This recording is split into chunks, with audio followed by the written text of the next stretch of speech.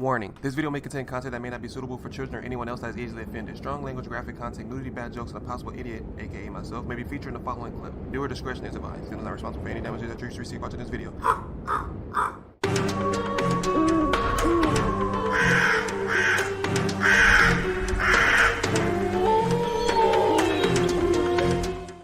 Hey, what's up, y'all? It's Zims, and welcome to I Will Not Go Into These Mountains Alone, the story of the most haunted mountain range in America. This video is by the Paranormal Files official channel. So if you haven't already, be sure you swoop down to the description box, click on that link, and go watch the video in its entirety while we pausing, talking through the whole thing. Then, I'll tell you guys all the time, when you go out to any wilderness, any woods, mountain range, you hike it, anything, please do not go alone. And if you do go, please take some kind of weapon or something with you to help stop whatever it may be out there. But if you're dealing with ghosts, then maybe take a Jesus cross or something like that, and just pray for the best. This video was recommended to me by Lionface, so thank you so much for that. Appreciate it. If you guys have any more recommendations, feel free to let me know down in the comment section, and I'll look over those and get back to you. But for now, let's get it.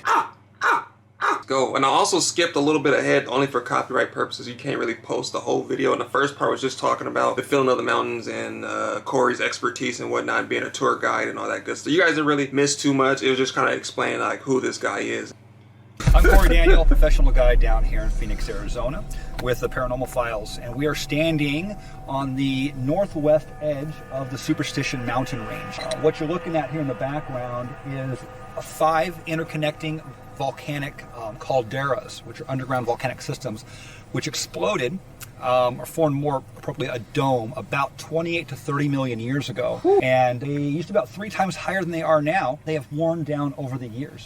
Back when this was blowing up for about 5 to 8 million years, geologists believe, this whole area was uninhabitable. There was just gas and clouds and ash everywhere. It still looked These like cliffs it. you're seeing right behind me are welded tough and tough. The Superstition mountain range is agreed upon by all geologists to be probably the most vicious and roughest mountain range in the lower 48 states. I can believe it. There's nothing out there besides this big old piece of mass just sitting right there. It looked like it holds a lot of spiritual type like energy and whatnot. It just looks creepy. I don't know if you guys realized from the beginning of the video, but there's no birds, crickets, locusts, anything, grasshoppers. It's none of that out there right now. I'm not hearing it. I'm not seeing anything. That right there raises a red flag for me. If I don't see or hear any kind of animals, I probably won't go in that area or in that vicinity. But that's just me. It is not a place to be taken lightly. There are deaths up here regularly every year from hikers, and that does not include the murders. It does not include the mysterious disappearances dating all the way back to the days of the Jesuits, and that's why we're talking with the Paranormal Files today.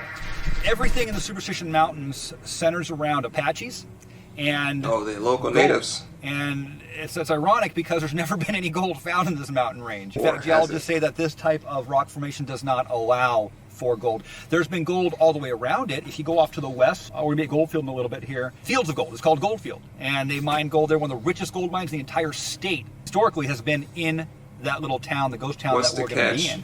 If you go to the other side, the town of Superior, Globe in Miami, Arizona, not Florida.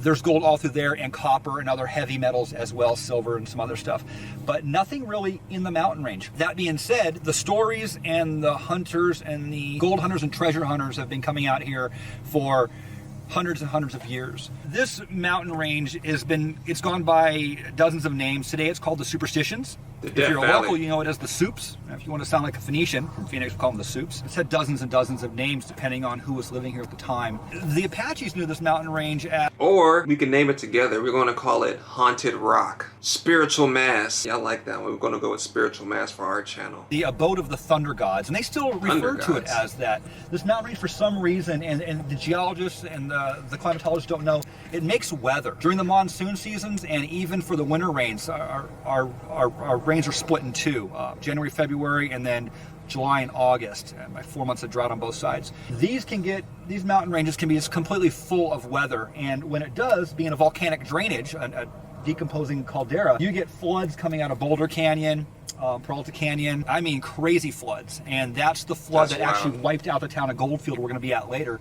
Back in, I want to say 1898, and it flooded out the entire town and filled up all the passages and scrambled all the gold in the mines. They had to shut it down.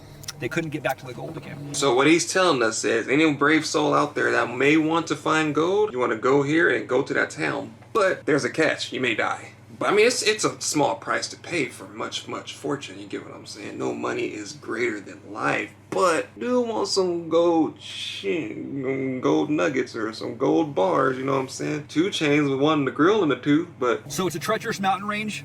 I'll tell you, as a professional guide, as a hunter, as a botanist who goes out looking for plants and Indian ruins, this is the one mountain range I will not go into alone. I have an extremely healthy respect for this mountain range. I backpack solo and backcountry off trail as a minimalist, and I don't go in here alone. There are people who have hiked these mountains for years and years and one day just wind up dead. Yep. The gold stories that permeate this entire mountain range all center around the Peralta family. And the Peralta was down here in the mid-1800s. He supposedly found a mine. He didn't find a mine. He found gold, and he was mining it right back. You can see that little peak right back in there in the foreground. Just over that, that is Massacre Grounds. And Massacre Grounds is where Peralta's men, actually 400 of them, died. They were massacred by the Apaches. Ooh. Like I said, the Apache called this the abode of the thunder gods. It is equivalent to a church to them, and they wanted Peralta out of here. He would not leave. He even informed them that they were all no longer Apache, but they were now Mexicans. Yes. And the war was on. While this is the story, and a lot of historians will tell this story, there's no actual proof, and it's one of those weird things. There's no hard copy on that. People have looked and looked and looked. However, people have a lot of paranormal experiences right back in there on Massacre Grounds. So... Apparently 398 people, as the story goes, were massacred there. 2 jumped over the mountain and ran back to Mexico, and 1 made it and told the stories. They tried to get the Mexican government to come back up and start mining again, but the Mexican-American War was going on at the time, and 12 years later the Gadsden Purchase happened, and this became part of the U.S. territories. During that fight, during that massacre, there were about 80 to 100 mules that had saddles on, and they had gold concentrate in them. Those mules ran out into the desert, and they were never seen again. They believe the Apaches found the mules, ate them or sold them, and took all that gold and piled it up. They didn't really know what to do with it. The gold, they knew it was valuable to the white people. Yeah. There is confirmation from Dr. Thorne years later, but to skip to the end of the story here, when the U.S. cavalry came over during the Apache Wars, they started finding, a couple people found some actual saddlebags, and it did confirm this story. 2 were found, definitely, and about another 9 or 12 allegedly. People retired on it, and then this became killing fields. I believe there is a book yet to be written about psychopaths and psychopathy in the Old West. You know, we romanticize about the cowboys and the Indians, about the gambling and the shootouts and the law enforcement, but what you never hear about are the dregs of society that went west, that got pushed west on the frontier, where there was no law, to where they could dry gulch anyone and take their wagon and their horse and just commit murders willy-nilly. Yep, I'm telling you guys. I think I said that in one of my last videos, like how far humanity has come. Like, a lot of people don't realize how much murder was built upon certain parts of land and whatnot. War has been a thing since, like he said, the beginning of 1800 and beyond that. Lots of murder that we're probably walking by every day not knowing the whole backstory, because law wasn't a thing. Like he said, it wasn't really known, or there was no laws in certain parts, you know what I'm saying? People was like Midwest, you want something, you're gonna take it, or you're gonna give it to me. It's either one of the two. It's not no third option. You get what I'm saying? He's very knowledgeable. I can see that already. He's had a lot of backstory and evidence to back up all of the stories that he's putting forth to us. Like, farcical to see how much gold was just left unattended on those mules, because no one would just leave, mules unattended unless something scared the heck out of you, or you didn't have no time to grab it and you dipped out. And the natives, like he said, Native Americans didn't really understand what it was or what it was for. They just knew that, the white people at the time cherished it, or the white man, the natives called it, the white man didn't. They knew they cherished it, so they wanted to get rid of it and hide it, because they knew it would affect their pockets. They knew it would affect their, communities, and bringing in food and whatnot, clothes and whatever may help them to survive to next winter, or, whatever it may be. But yeah, this is a really good story. We're only 8 minutes in. I hope you guys are enjoying. Let me know down in the comment section what you think about this so far. But if a known tour guide says he's not willing to search something alone, this should give lots and lots of people the mindset of, hey, you know what, maybe I won't go search this mountain, because if he's saying it's bad, then I should probably listen. But most people, 9 times out of 10, is going to be like, oh, I don't believe it. I'm going to see for myself, and they wind up either dead, missing, or nowhere to be found. So it was well known back east during that time that there was gold up in these mountains, and bags of it laying all over the place. And there's a lot of evidence that people were coming out here just bushwhacking people left and right. They found some bones not too long ago over that other hill on the other side of that mountain, and they think it may have been part of the Peralta massacre, but they're not sure. They've been finding headless people in here, bodies minus heads. Sacrifices. And then they'll find the head months later or years later, like wedged in a crack, on some cliff 10 miles away, right?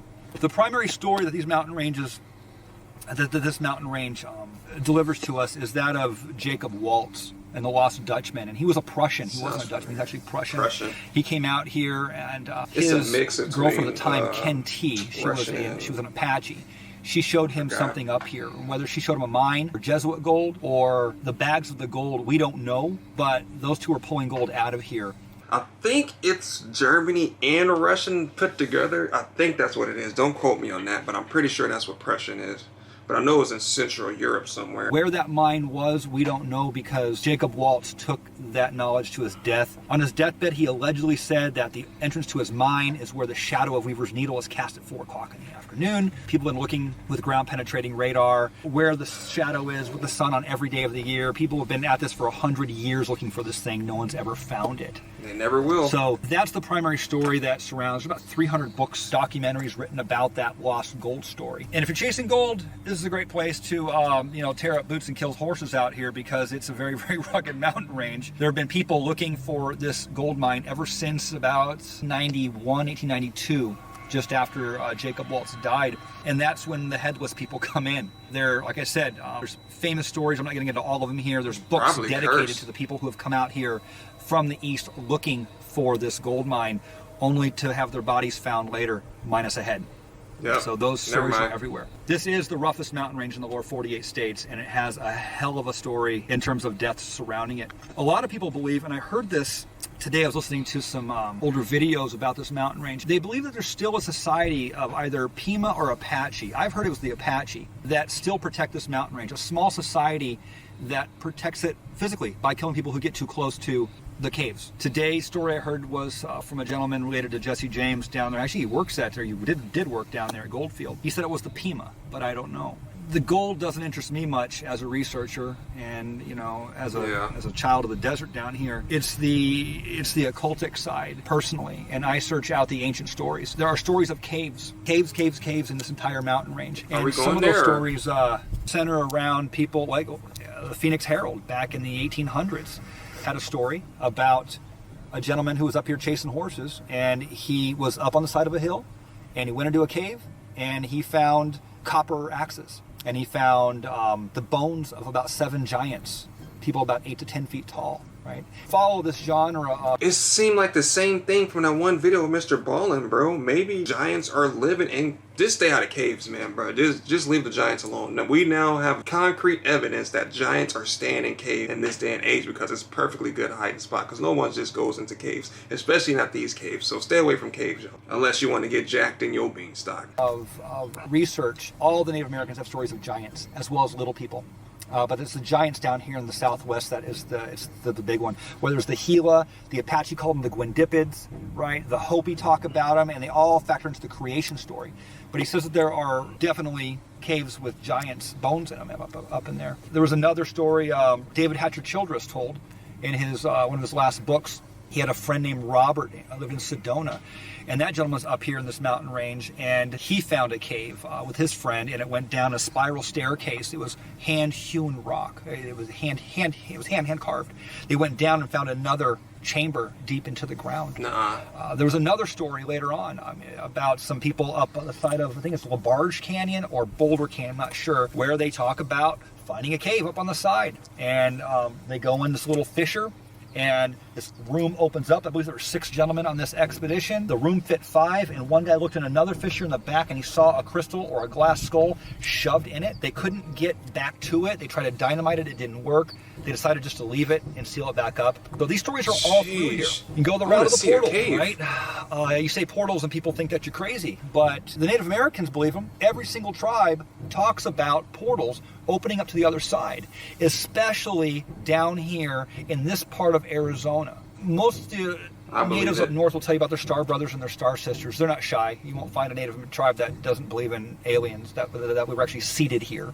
Most of my native friends will tell you that we were seeded from another race. But down Absolutely. here. And I've been telling you guys this, even in the last videos. If you think we are the only people on this planet or are living or on this, you're crazy. There's so much stuff that we haven't discovered. There's so much stuff that we still haven't discovered yet that's still here on this planet. And he's pretty much backing up that evidence with other stories that people are saying of hand-carved spiral stairs that going down, finding bones, crystal skulls. Like, you would be like, ah, yeah, right. You know, old school type people like, oh yeah, boo, baloney, that don't make any sense. You know, but I believe it 100%. I wish I could see something like that. I just don't have the guts to do it. Up there, Mount Graham, on top of Mount Graham in southern Arizona outside of Tucson is the largest observatory in the state. You know who owns that? Who? Vatican. And there's a lens up there called the Lucifer lens. Ooh. Can't make this up. Lucifer. And it stands for like a long range, infrared, extra whatever. They had to make it fit, but it is, yeah. That mountain range was sacred.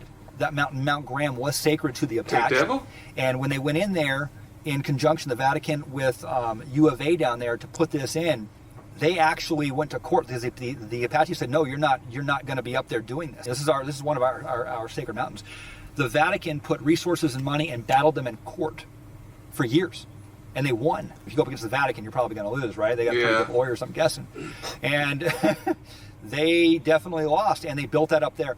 The Apache say it's because it is a center for power, and they wanted that location for that astronomy, whatever the Vatican is into up here. You got another mountain range off to the, you can't see it from here, off to the southwest corner of... Like, nobody is about to go to court and battle for some land unless it has some significance behind it, and not battle for it for years. So they knew what that piece of land was capable of, and they wanted to keep it for themselves, and that's why they took it from the Native Americans, man. It's just like, you would not believe a certain object or a certain place would have power to be able to have, like, humanity to do certain things. But no, I feel like I'll jump into a portal and go somewhere I don't want to go and not be able to come back, because then I'll have to go back and fight another one. Called the Sierra de las Estrellas, the Mountain of the Stars. And that one features prominently with stories of the Pima and the Gila tribes talking about portals opening up. They say their gods used to come through. They would communicate with people back and forth. Right? I'll tell you a story. When I was cowboying in the western part of the state, a little town called Wickiup, I met a gentleman by the name of Jim Miller. He was an old prospector, old when I met him. And he told me that sometime in the mid-'80s, a gentleman came through who used to prospect in those mountains around Wickiup, Arizona, back in the 50s. And this guy just got out of the VA hospital back then, apparently. This older guy was old as well. He said that he used to run a mule and walk up into the Aquarius mountain range right there, and right in the wash, right in, I believe it was Sycamore Wash, he said he would see this portal open right there, right at ground level, and he'd throw rocks into it and it would disappear. So that's what happened. He said he was getting the courage to jump through it, and he never did. He had a plan to, like, I guess, tie a rope down to a chicken and throw it in there and pull it back. If it came out not like all messed up, he was going to go through, but it never opened after he got. Would you guys go through it? Damn. These stories are out in the comment section. You know, if you talk to people enough, especially the older people, they'll tell you these stories. Native Americans will talk about this stuff all day long. So this mountain also factors into the creation story. Every Native American out here, obviously every people have their own creation story, but the ones out here all center around giants and floods. And all these crags you see up here on the western cliff, how good the light is right now, but those are supposed to be the frozen giants, the people who froze on their way up to the top during that last flood. I don't know. It's this mountain range has got a lot of stories. Recently in the 80s, I forget the lady's name. If I get it, some of these things get mixed up in my head after a while, but it was either Arizona Wilder or a Catherine something. She says that she was up Boulder Canyon, right up in there, and she was rock hounding, and she went into a cave, and on her way out of the cave, she says a reptilian stepped out.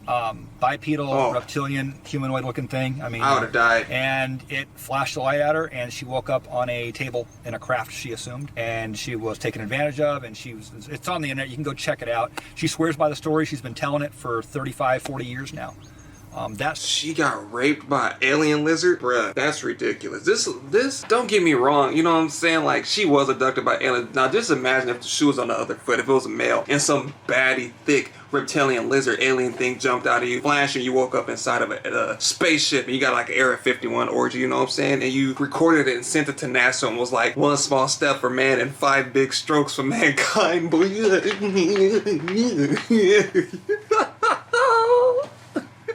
This kind of ties into, are we in a simulation or is this reality? A portal? Like, that's kind of hard to believe, but at the same time, when so many people say it over and over again, you kind of start to believe it. Some guy, 90-something years old, or 80, whatever he say, he was older, I'm assuming around 80, 70. You know, old people like to talk about stories and stuff that they seen. If they seen it and someone else said they seen it in, you know, relatively recently, and someone from way back then said they seen it, then it's probably a portal. Glad the guy didn't jump through the portal, because if he probably would have jumped through it, we probably would not be getting this story. But maybe he went through that portal and that portal went somewhere else. You know, maybe if he stepped into the portal, what if it came out the sky, he would have fell to his death or something. You know, you never know. But I wish he would have tied a chicken and put it in there and pulled it back out and see what happened. Maybe we're asleep or something. Maybe this is all a dream. You never know. It gets too deep. I don't want to get too deep into it, but let me know down in the comment section what you think, and would you have jumped in that portal, or what would you have done if you'd have seen it? Obviously back then they didn't have cell phones, so they couldn't record it, but I mean, eyewitness account is something. But dang, she was in a cave and a reptilian jumped out.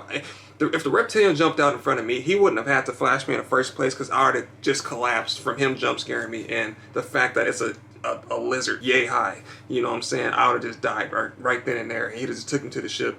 Story is out here. So what do you think it is behind the mountains that makes it so eerie? I don't know, so many stories about it. What do you think causes that? No, I don't know.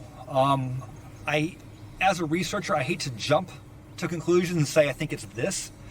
I know that there are paranormal anomalies that never end. From the days of the Jesuits to the Spanish to the Mexican to the Indians to the Americans, things have happened. This mountain range has always been at the focal point. I know the government came in and turned it into a state wilderness. Now I got theories on that. Out west, right? America was filling up, and you got the National Park Service in 1919. Actually, 1912. The Grand Canyon became a park in 1919. That's the big one. But you have Yellowstone, Yosemite, all these places where paranormal activity happens, right? Told you. I don't know if you've been following that guy on the internet talking about missing people, 411 national parks. And if you are a government and you are controlling a phenomenon, what better way than to put it under the jurisdiction of the government? This became a state wilderness. Arizona has wildernesses, okay? We have state monuments and state parks, national monuments and national parks, and we have wildernesses. And these are really special areas. I think we have like 60 of them here. Only a man or a woman can go into a wilderness on foot with a horse. No motorized vehicles. You can't even hang glide over them. The only time you can put a chopper in there is for a medical evac. So they are completely primitive. Even when the Forest Service comes in to do work on the trails, it's all saw and axes. They're not even allowed to use any electric or motorized stuff at all. So they are protecting these areas, and these areas do have a lot of paranormal activity. Protecting them from what? Did you hear what he just said? No vehicles. You can only go on horseback or on foot. Why? Because it's something there. And if you go there, you're going to experience something that they know is there, and something's going to happen to you. That's why they're trying to mitigate the risk by telling you have to go on foot or by horse. You might still get clapped on the other side, but it lowers the chances of you experiencing something, because 9 times out of 10, what do they say about aliens, right? Or anything paranormal? It starts to mess up what cameras, your cell phones, stuff start to mess up. Your car shut off, lights shut off, all that kind of stuff. Flashlights shut off, you know what I'm saying? Some kind of electric surge or some type of energy that shuts off everything and it deletes stuff, you know what I'm saying? So why, when you're working on something, why would you take old tools when you can just import, newer technology and machinery to get the job done? You get what I'm saying? So, like he said, it's controlled by the government, which I've been trying to tell you guys from the beginning. Like the Russian Death March, I was telling you guys. To this day, no one really goes up there because they don't know what's going on. And I'm pretty sure it was some underground facility, which I wouldn't doubt there's some kind of underground cabin in the woods type stuff going on underneath that big mass of spiritual rock. When I used to work over on the Yavapai Indian Reservation, just to the west of Phoenix, outside of Fountain Hills, one of their medicine men was, I don't say a friend, but he was an acquaintance of mine. And I asked him, I said, why do you think that these areas out here on your res, he was telling me that they don't go out at nighttime because of the things that walk around at night, because of the little people. Because of the invisible hairy people. He had all kinds of stories he used to tell me. Visible hairy people? And he says, as someone who studies this and thinks about it for my people, I think it has to do with electrical fields. There was a lot of power in Phoenix back in the day, because Phoenix is a very ancient, powerful place. As people grow and the electric lines come in and you guys industrialize it, those electrical fields, I think, push away these spirits and these entities from the other side.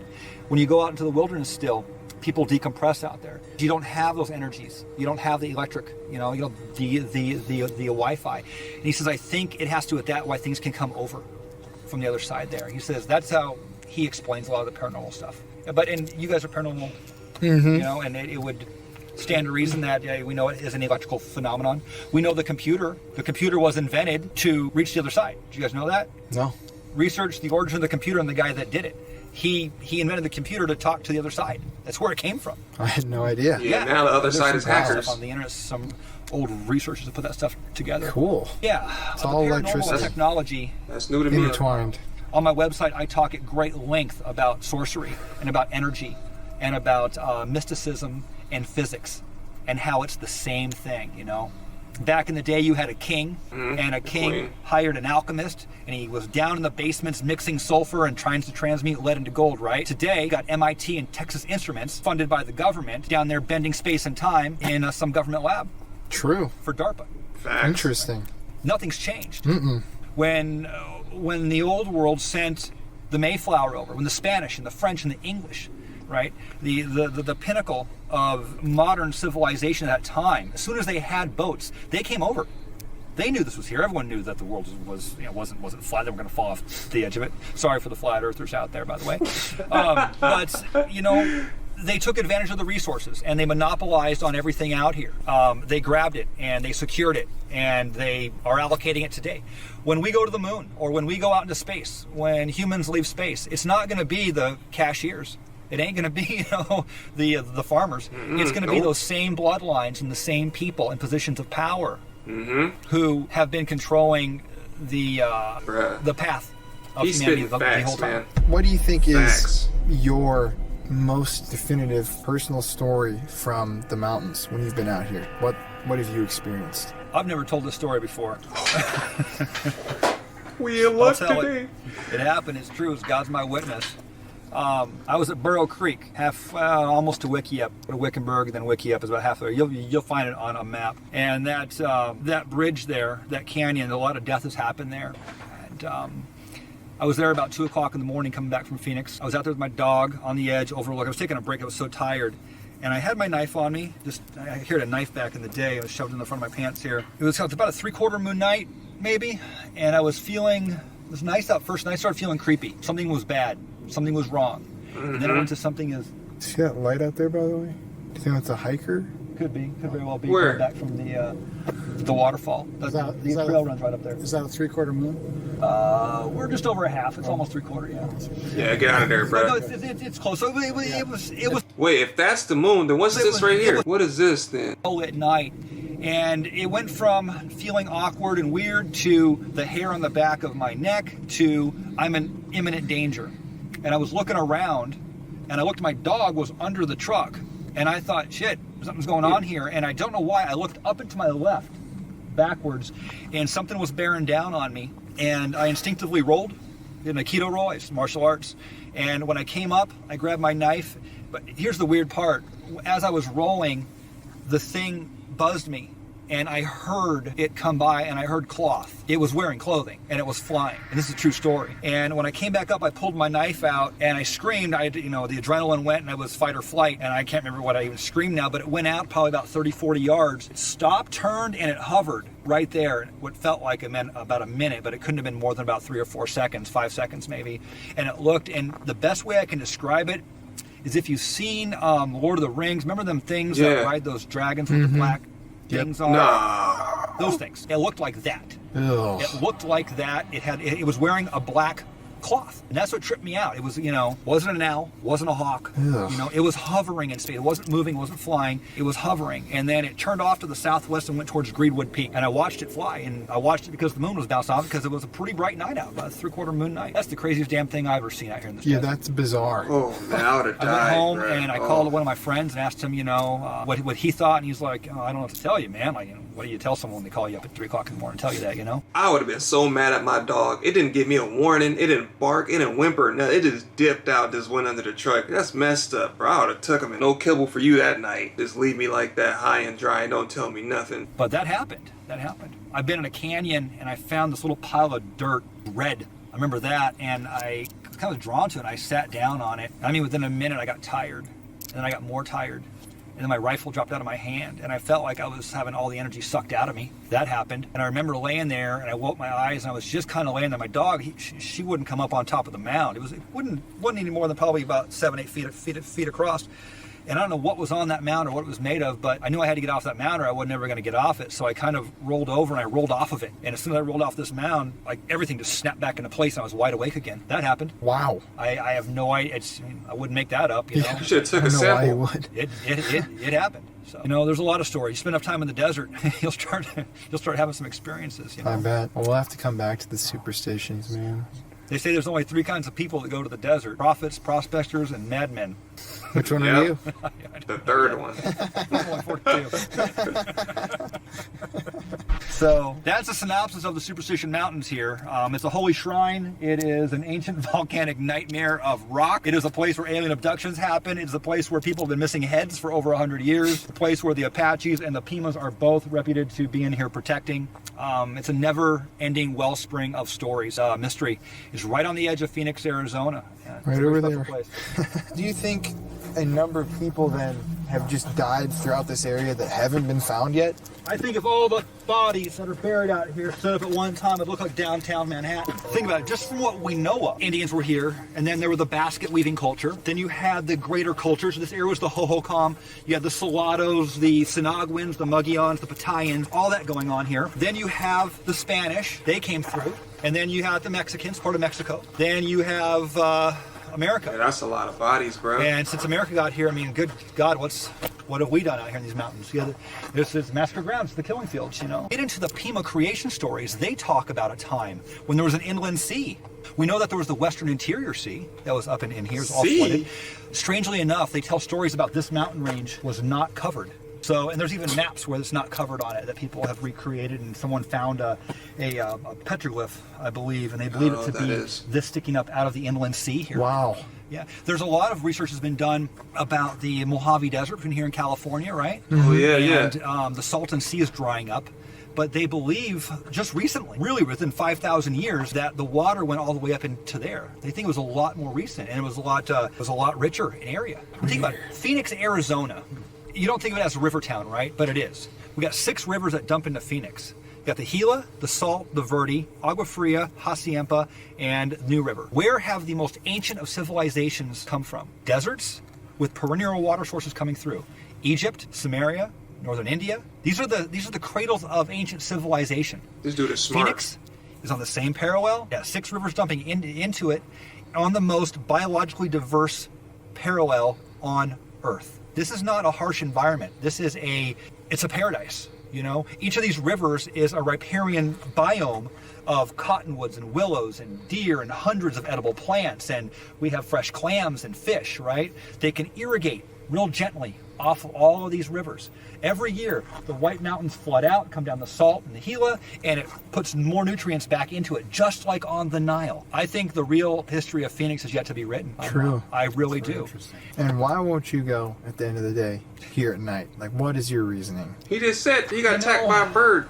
A human bird. I don't need to. I've walked across half the state of Arizona at one time or another. I don't backpack for recreation. I don't shoot for recreation anymore. I don't four-wheel drive for recreation. These are skills in my back pocket. When I'm four-wheeling, it's to get back somewhere. When I am utilizing my backcountry skills, it's because I'm on an expedition. I don't just go shooting for fun. It just seems weird to me at this stage of my life. I've shot so many guns. I don't go hiking either for fun very often unless I'm with my kids. I'm hiking, I'm on an expedition, and you know, I've just kind of avoided this mountain range for the last probably decade here. I've been through it when I was a kid, but I don't know why. I've just something's pushing me out of it. I'll walk across the rest of the state at nighttime, and I have, but this mountain range, I don't know. Maybe we need to. Let's do it. That's what I'm saying. We'll come back. That's what we're gonna do. Don't do it. Plan.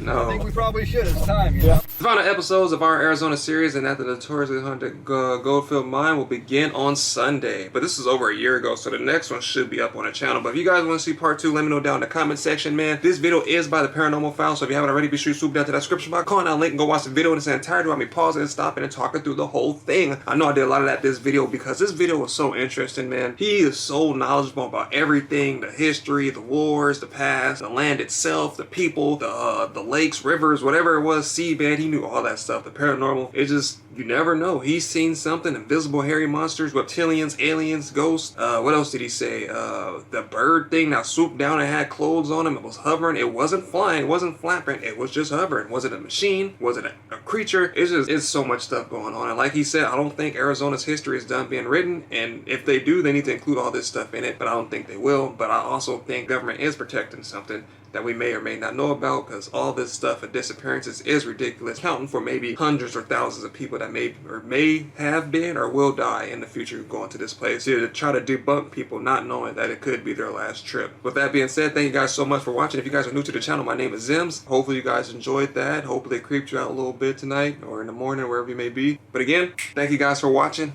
and I'll see you guys next time.